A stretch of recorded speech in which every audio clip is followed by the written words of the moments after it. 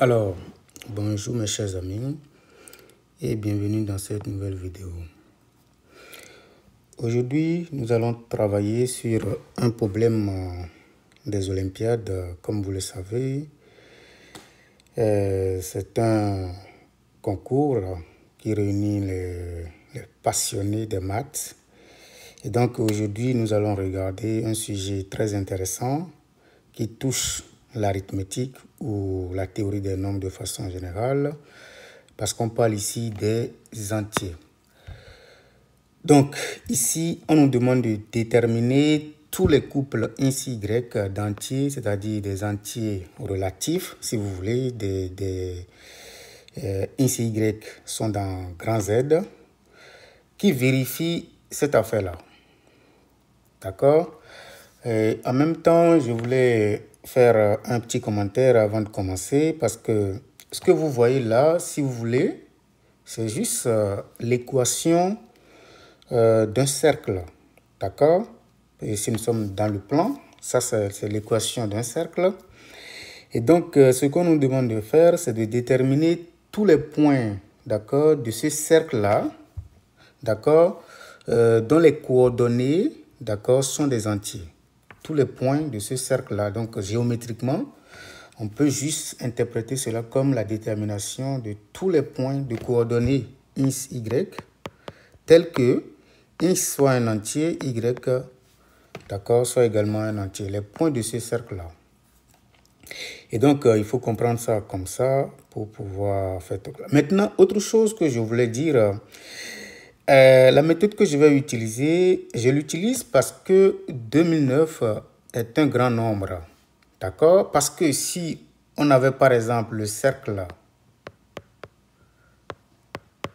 d'accord, unité par exemple, je sais tout de même que le X, d'accord, est compris entre moins 1 et 1. D'accord? Y aussi est compris entre moins 1 et 1. Ça se démontre aisément. Donc, pour déterminer, par exemple, les entiers qui vérifient cette relation, je n'ai pas besoin de casser la tête. Je vais juste tester le moins 1, le 0 et puis le 1 et prendre les cas qui marchent. Vous voyez? Mais lorsqu'il s'agit des grands nombres, rigoureusement, d'accord, le X va être compris entre moins la racine de 2009, d'accord, et la racine carrée de 2009. Mais c'est des grands nombres. D'accord? Quand vous cherchez la racine carrée de 2009, vous allez voir tout simplement que c'est quand même un nombre aussi important. D'accord? Je peux juste l'écrire pour vous. Vous allez voir. Donc, quand je prends la racine carrée de 2009, c'est exactement 44, quelque chose. Et donc, il faut tester toutes ces valeurs-là. Donc, ça peut quand même prendre du temps. D'accord? Sinon, on peut le faire si vous avez du temps. Vous testez les valeurs de 1 à 44. D'accord? Puis, vous allez essayer de regarder si le Y peut avoir également une valeur positive et une valeur entière, pardon, pour chaque X donné. OK. Sans plus tarder, qu'est-ce que nous allons faire? Remarque numéro 1.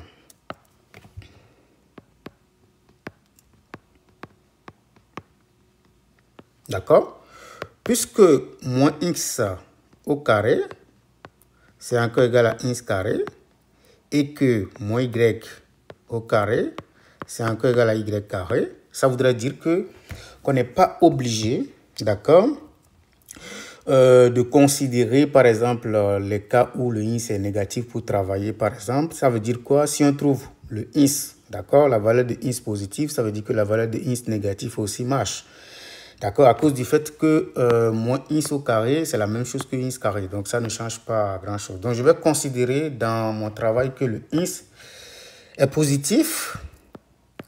D'accord, et le y aussi est positif. D'accord, je peux prendre supérieur ou égal à 0 si vous voulez. Et le y aussi est supérieur ou égal à 0. De sorte que si le couple x, y est par exemple solution, alors nous avons automatiquement ces couples-là aussi, d'accord? Si vous voulez, moins x, moins y. Nous avons également, disons, moins x, y. Nous avons également x, moins y. D'accord? Si j'oublie un cas, vous pouvez me signaler en commentaire, d'accord? Voilà, c'est à cause de ça, on va simplement supposer que le X est positif et le Y aussi est positif. C'est tout. D'accord? Si on suppose ça, on peut tout simplement évoluer facilement avec les entiers positifs. Ça, il n'y a rien à faire. Deuxième remarque. Remarque numéro 2.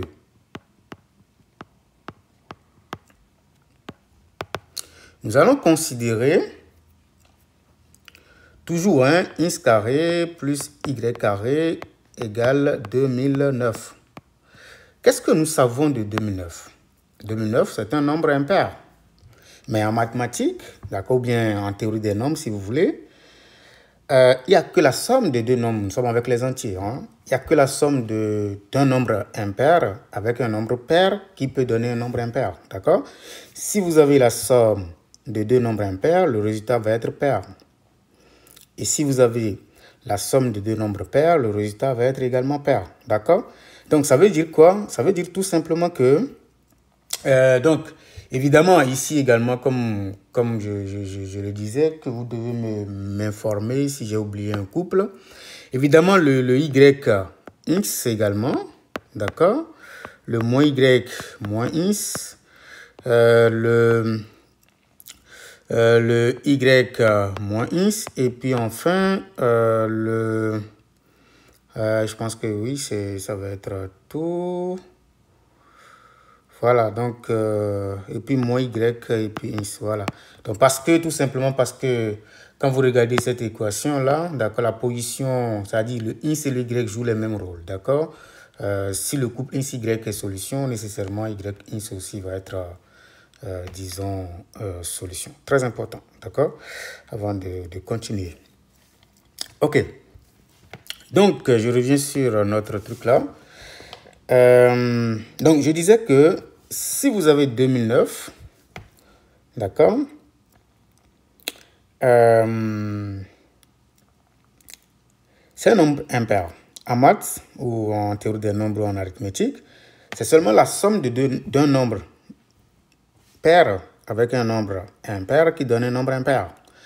Également, c'est la somme de deux nombres pairs qui donne un nombre pair, la somme de deux nombres impairs qui donne un nombre pair. Donc, ça veut dire quoi? Ça veut dire tout simplement que, comme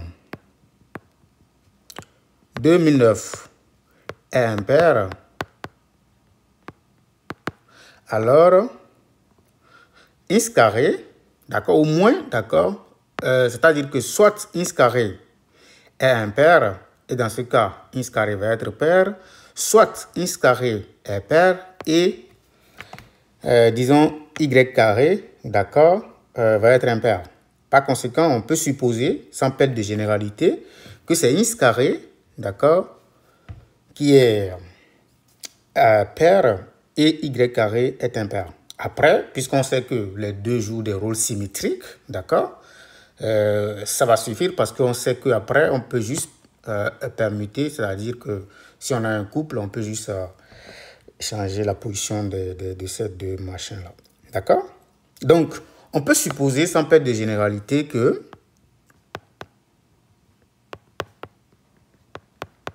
et comme vous le savez très bien, si x carré est pair, le x aussi est pair forcément. D'accord? Ça, c'est des démonstrations basiques. Si y carré est impair, le y, d'accord, est nécessairement impair également. Donc, on peut supposer que x est pair et y est impair. Ça veut dire quoi? Ça veut dire exactement que le x s'écrit sous la forme 2 multiplié par un entier p, avec p un entier naturel, bien entendu, simplement parce que nous avons supposé que x est positif, d'accord?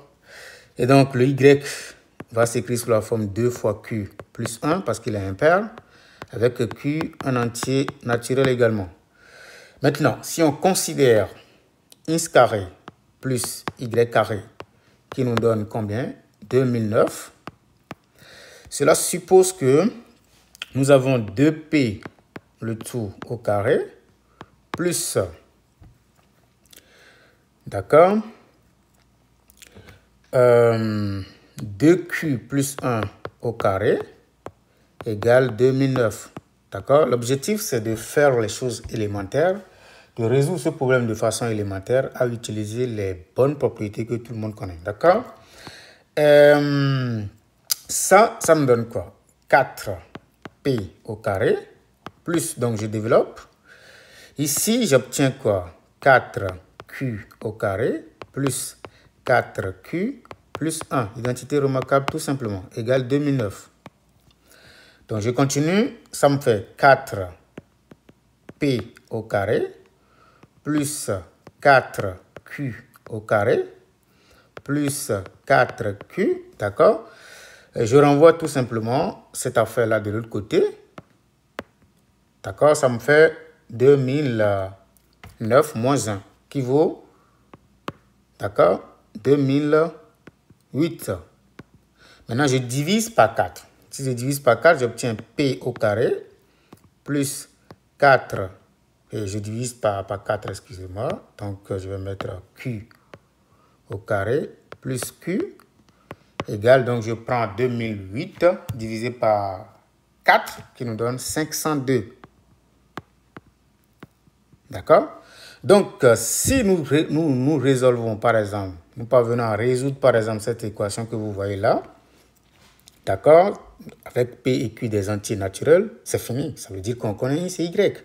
Parce que le X n'est rien d'autre que 2P, le double de P, et Q et Y n'est rien d'autre que 2Q plus 1. D'accord? C'est très important de connaître, de garder ceci à l'esprit. C'est X et Y qu'on cherche. Mais nous avons actuellement une équation en P et en Q. Donc, si nous déterminons P et Q, c'est fini. Le problème est réglé. D'accord? Très important, avant de continuer. Maintenant, pour résoudre maintenant ce problème-là, j'ai deux autres remarques à faire. Bon, ce sont des remarques en même temps des conséquences. D'accord? Que vous allez voir trivialement. Je vais faire la toute première remarque directement, vous allez voir. Lorsque vous prenez P au carré et que vous regardez très bien Q carré plus Q, vous pouvez factoriser par Q. Si je factorise par Q, j'obtiens Q plus 1, d'accord, égale 502. Regardez très bien ce qui va se passer. Donc, ce qui va se passer ici, c'est que nous avons 502 qui est un nombre pair. Waouh! Comme c'est un nombre pair, or nous savons que si nous avons un nombre pair, soit, d'accord, c'est la somme de deux nombres pairs, d'accord, qui a conduit à cela, soit c'est la somme de deux nombres impairs qui a conduit à cela. Donc, ça veut dire quoi? Ça veut dire que P carré est pair, ou tout ceci est pair, ou tout simplement P carré est impair, ou tout ceci est impair. Mais faites attention, les gars. Le Q fois Q plus 1, en tout cas, Q et Q plus 1 sont des entiers consécutifs. Q et Q plus 1 sont naturellement deux entiers consécutifs. Sont des entiers consécutifs. Qu'est-ce que ça veut dire? Alors, Q multiplié par Q plus 1 est forcément un nombre pair. Vous pouvez utiliser la congruence pour démontrer. C'est un nombre pair. Mais c'est trivial, d'accord? Quand vous prenez deux nombres consécutifs, deux entiers consécutifs, nécessairement l'un d'entre eux est forcément un nombre pair. Si on fait le produit, on tombe sur un nombre pair. Voilà une démonstration triviale. D'accord? Par conséquent, si vous avez ceci qui est un nombre pair et que ça également est un nombre pair, nécessairement ceci est un nombre pair. Nous travaillons avec les entiers, d'accord?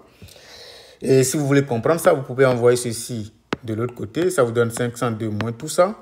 Donc, vous avez la différence de deux nombres pairs qui vous donne un nombre pair. D'accord? Donc, en conséquence, ça veut dire que P carré en réalité qu'on voit, d'accord, est un nombre pair. D'accord? Donc, première remarque, comme je le disais, je vais l'écrire, marquer ça au rouge. Je ne sais pas si je vais mettre remarque 2 ou remarque 3. En tout cas, je mets juste remarque. P carré est pair. Très important. D'accord? Autre chose, nous allons maintenant tricher. D'accord? En tout cas, ce n'est pas vraiment une tricherie, mais c'est en quelque sorte une revendication. C'est-à-dire que puisque Z est contenu dans R, nous allons essayer d'entrer dans R et de revenir. qu'est-ce que ça veut dire exactement? Regardons comment nous allons pénétrer R. D'accord? Suivez très bien, vous allez voir. Nous allons pénétrer R tout simplement. Si je prends P carré plus Q carré plus Q égale 502, qu'est-ce que je peux faire? Je vais faire la forme canonique de cette affaire-là. Forme canonique. Pour ceux qui ne le savent pas, la forme canonique, la manière la plus simple de garder la forme canonique, c'est de dire simplement que si vous avez, je ne sais pas, ins carré, par exemple, plus A ins, d'accord? C'est de dire tout simplement que vous avez ins plus A sur 2, le tout au carré moins A carré sur 4. Ça, c'est la manière la plus simple, d'accord, d'écrire une forme canonique. D'accord? Et donc, si je l'applique ici, vous allez voir que le A ici est égal à 1. Ça veut dire tout simplement que Q carré plus Q, que vous connaissez très bien, ça fait Q plus la moitié de A, donc 1 demi, au carré, moins le carré de 1 demi qui donne 1 quart. D'accord?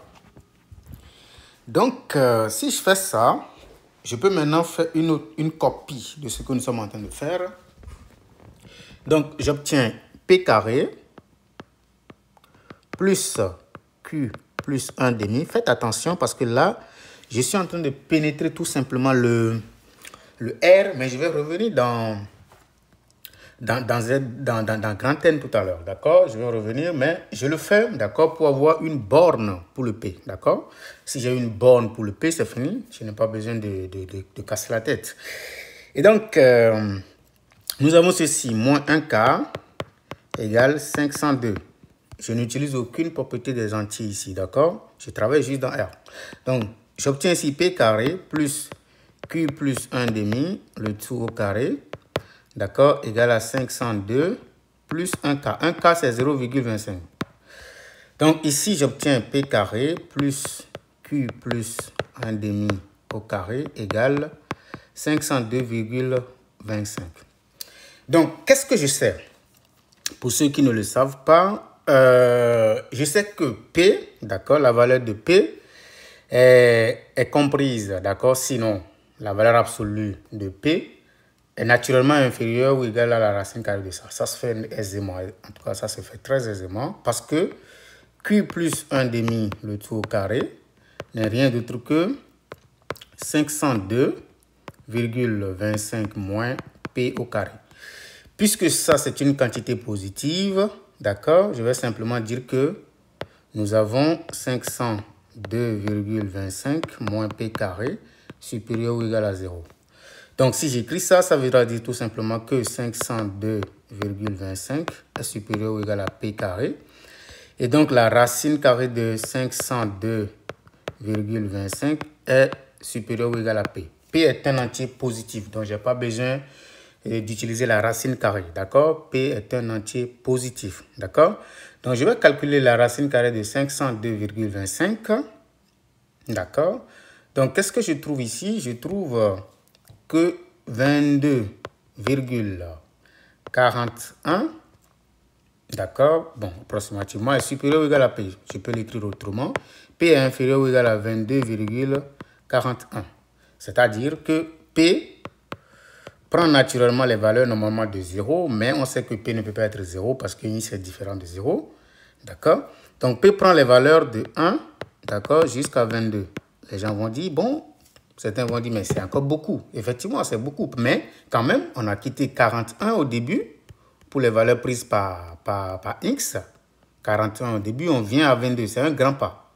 Avec notre technique, c'est un très grand pas. Là, on va tester de 1 à 22. Mais attention, il y a une bonne nouvelle. Il y a une remarque qu'on a faite tout à l'heure. On a dit que P carré est un nombre pair. Si P carré est un nombre pair, ça veut dire que P aussi est pair. Vous voyez? Donc, on a une autre bonne nouvelle. Ça veut dire que on ne va pas tester toutes ces valeurs-là. On n'en a pas besoin. On ne va pas tester tout ça. On va simplement tester les nombres qui sont pairs. Or, P est pair. Donc, P prend tout simplement les valeurs paires, d'accord, qui se situent entre ça. Donc, ça fait 2, 4, 6, 8, ainsi de suite, jusqu'à 22. C'est tout. Donc, on va tester toutes ces valeurs-là. En tout cas, ça fait, je pense, 11 valeurs simplement et c'est raisonnable, d'accord, de tester 11 valeurs. Et puis, on va faire peut-être le premier cas et puis tout le cas restant, vous allez peut-être le faire. Mais on vous montre simplement. Pour P égale 2, qu'est-ce qui se passe? D'accord? N'oubliez pas notre équation. Vous voyez, on est passé, d'accord? On a utilisé cette équation-là. Faites attention, ça, ce n'est pas toujours un entier, mais on l'a utilisé pour juste, d'accord, borner, d'accord, mettre P dans une boîte. D'accord? Voilà, voici sa boîte, c'est de 1, d'accord, jusqu'à 22. Mais puisqu'il est pair, d'accord, ce qui se passe, c'est qu'on va juste prendre les valeurs paires. D'accord? Donc, pour P égale à 2, n'oublions pas notre équation. Notre équation, c'est P carré plus Q fois Q plus 1 égale 502. D'accord? Donc, pour P égale 2, ça voudra dire que 4 plus Q facteur de Q plus 1, d'accord, est égal à 502. D'accord? Donc, nous allons essayer de regarder maintenant Q facteur de Q plus 1 qui nous donne 502 moins, disons, 4 qui nous donne 498. Donc, nous mettons 498. D'accord? Et maintenant, nous allons chercher les solutions de ça. Pour chercher les solutions de ça, vous n'avez pas besoin de décomposer tout ça. Pour chercher les solutions, d'accord, d'un polynôme, les solutions, quelles que soient si c'est solution entière ou pas, vous pouvez juste calculer le discriminant de ça, c'est-à-dire que développer d'abord, ça fait Q carré moins Q moins 498 égale à 0. Vous cherchez le discriminant, d'accord? Si les deux solutions sont des entiers, c'est bon. S'il n'y a pas d'entier dedans, ça veut dire que cette équation n'a pas de solution entière. C'est tout ce que ça veut dire. Mais lorsqu'on détermine, d'accord, tout ça, on calcule le discriminant, d'accord, vous pouvez le faire, le discriminant delta. Je fais simplement un cas, vous allez l'appliquer pour tout le reste. Je constate que le discriminant, ça fait 1 moins, d'accord, 4 fois tout ça. Donc, ça fait plus 4 fois 498. Ce qui donne 1992, ce qui nous donne 1993. Ça, ce n'est pas un carré parfait. Donc, on ne peut pas avoir de solution entière. D'accord? 1993 n'est pas un carré parfait. N'est pas un carré parfait. Si vous avez des équations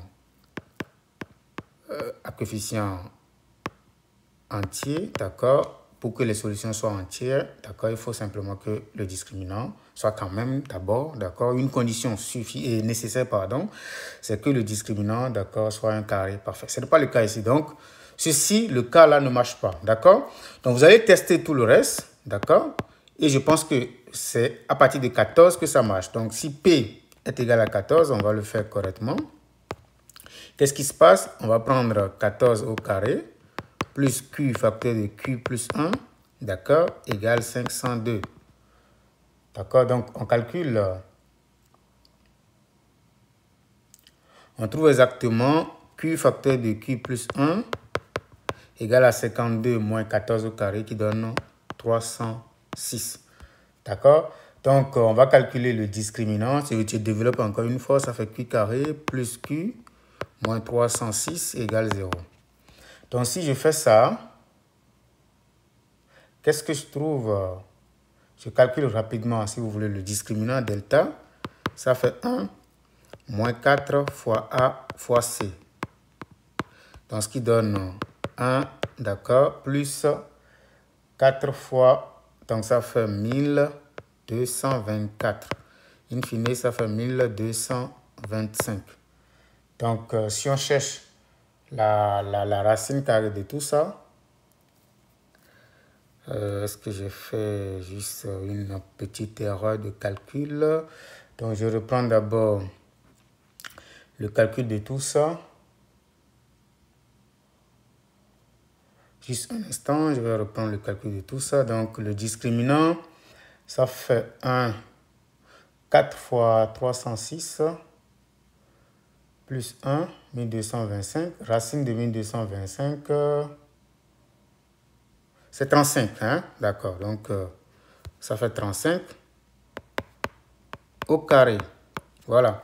Donc, on va chercher le Q1 et Q2. Donc, Q1, ça fait moins B moins racine de, ça fait moins 1, moins 35 sur 2. Et de l'autre côté, ça fait moins 1 plus 35 sur 2. Donc, nous, on cherche la valeur positive. Ça, c'est négatif. D'accord? Le Q2 ici, ça fait 17.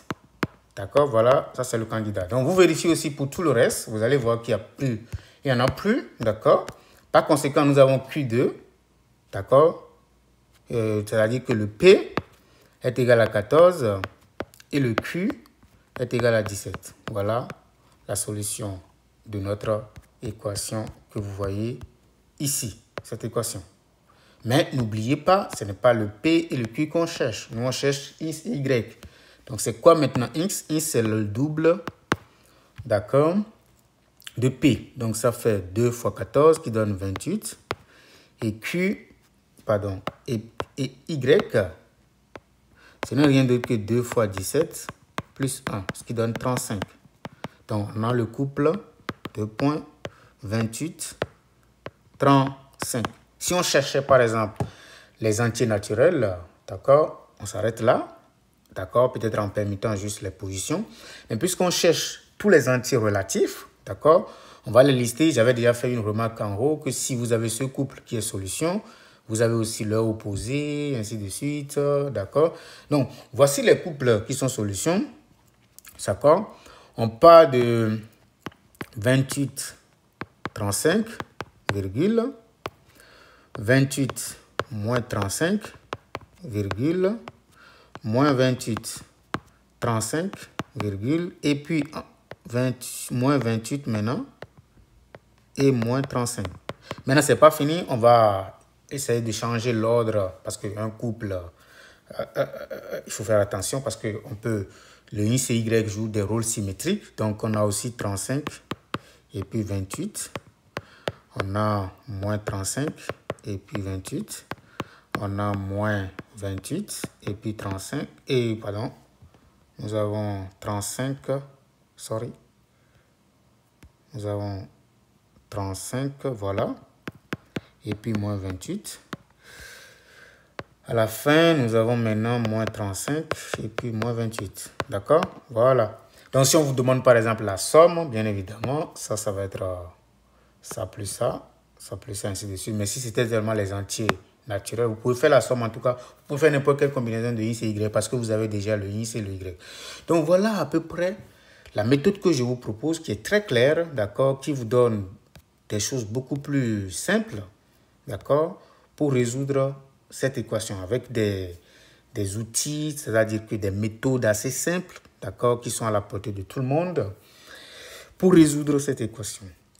N'hésitez pas surtout à vous abonner, à commenter, d'accord, à nous poser des questions en commentaire. Merci.